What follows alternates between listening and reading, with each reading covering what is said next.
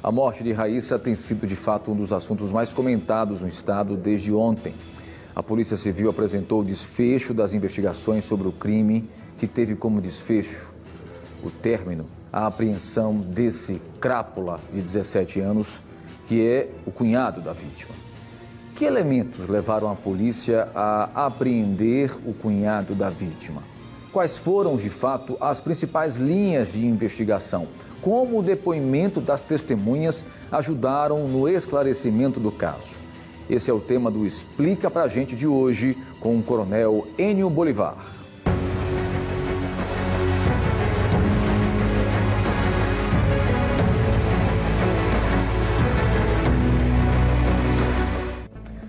Meu querido Coronel, satisfação revê-lo, bem-vindo aqui ao nosso Fique Alerta.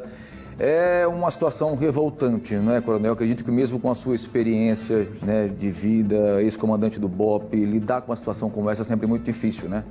Exato, é estarrecedor, mas brilhantemente a Polícia Civil aqui do nosso estado elucidou mais um caso emblemático. Boa tarde, Tiago, boa tarde a todos. Um caso que, pelas condições, né, as pessoas envolvidas, traz para a gente aí momentos que nos faz pensar, refletir de quem está dentro da nossa casa. Então é muito importante que os pais estejam de olho, vejam quem são as pessoas, orientem seus filhos, principalmente nessa fase de criança e de adolescente. E principalmente porque, infelizmente, os casos acontecem envolvendo as pessoas mais próximas, porque eles acabam se aproximando da criança, pega a confiança com essa criança, né? E os casos, a estatística no Brasil comprova isso, não é, Coronel? Alarmante, Tiago.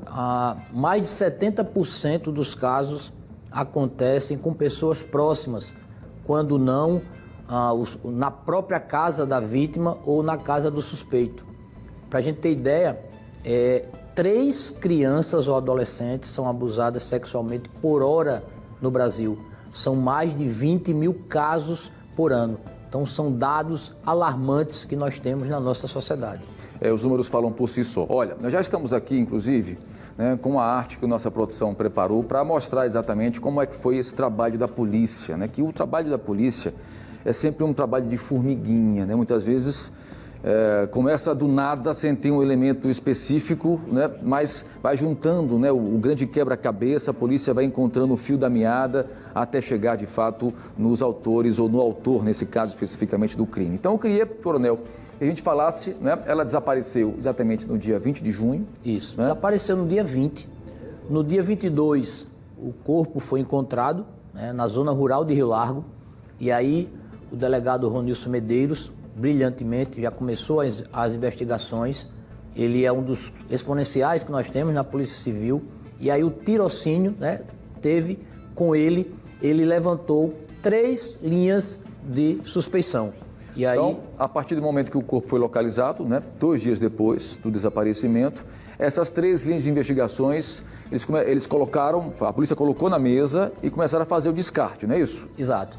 Foram na linha de investigação, o vizinho foi um dos suspeitos, também o ex-cunhado e o cunhado. Porém, desses 3, 2 apresentaram um álibi, no caso, o ex-cunhado e o vizinho. Comprovaram que no momento do crime eles estavam trabalhando. Estavam trabalhando, com isso não havia como estar no local do crime. Exato. O único que na investigação não apresentou, né, provas suficientes de não estar no local do crime foi o cunhado.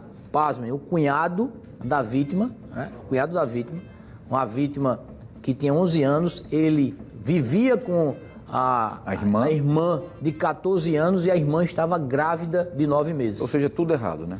Exatamente.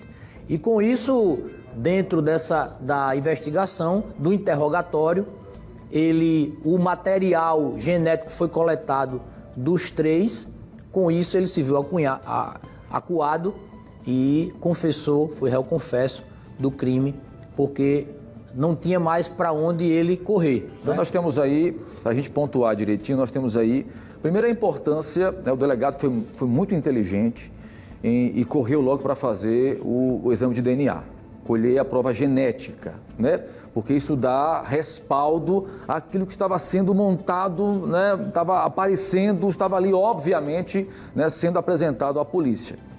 Com o resultado desse material genético, ele partiu para as oitivas, né? Descartou aí a questão do álibi exatamente do amigo e do ex-cunhado, e aí foi fazer o confronto do material colhido com a oitiva do cunhado, é isso? Na verdade, o material foi colhido, mas ainda não temos o resultado.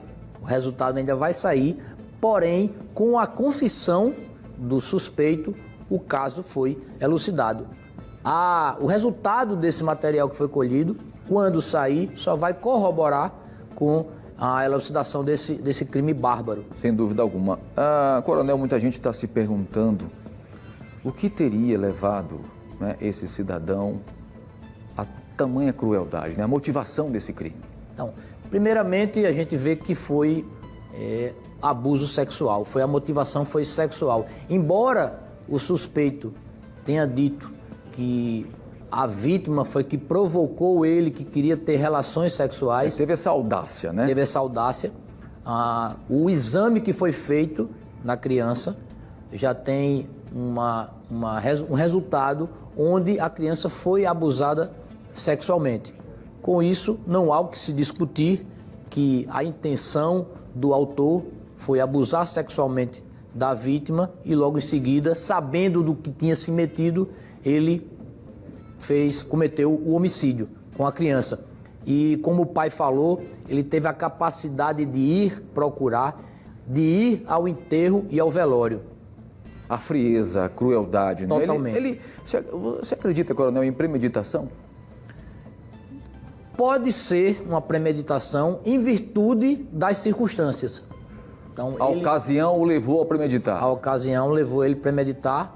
Pode ser até uma premeditação temporária. Ele viu que realmente estava em maus lençóis e aí ele cometeu aquele homicídio porque ele sabia que a vítima iria contar para os pais e com isso ele ia ser preso de qualquer forma. Exatamente, só que a casa caiu, né? A polícia chegou nele. Bom, a polícia chegou, a gente tem que usar esse termo de apreender, né? Porque, infelizmente, eu já disse até aqui ontem um comentário que eu fiz, a nossa legislação ela é esdrúxula, capenga.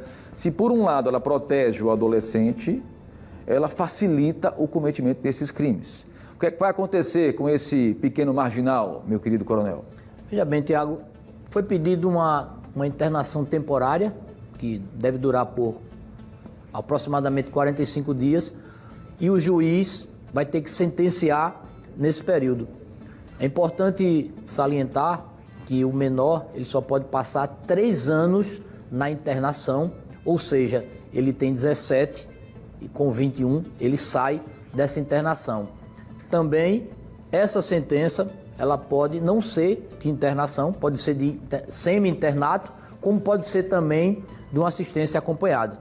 Então, quem vai decidir isso é no julgamento, na sentença, o juiz. É o Estatuto da Criança e do Adolescente que já prevê isso aí. Trocando em miúdos, vai permanecer preso ou apreendido, né? É o termo correto de apreendido, vai para uma instituição de ressocialização. O nome é bonito, né? Mas a gente sabe que na prática isso não funciona. Sai lá como doutor no crime, né? Lamentavelmente. E aí, ao voltar, depois de um ano e meio, o coronel vai explicar melhor para a gente, a ficha criminal desse crápula simplesmente zera, coronel. Verdade. É uma medida socioeducativa, como você bem frisou, e ao sair da internação, cessa ali qualquer tipo de crime que possa ser indicado para o suspeito. Bom, é ficha limpa, né? Ficha limpa.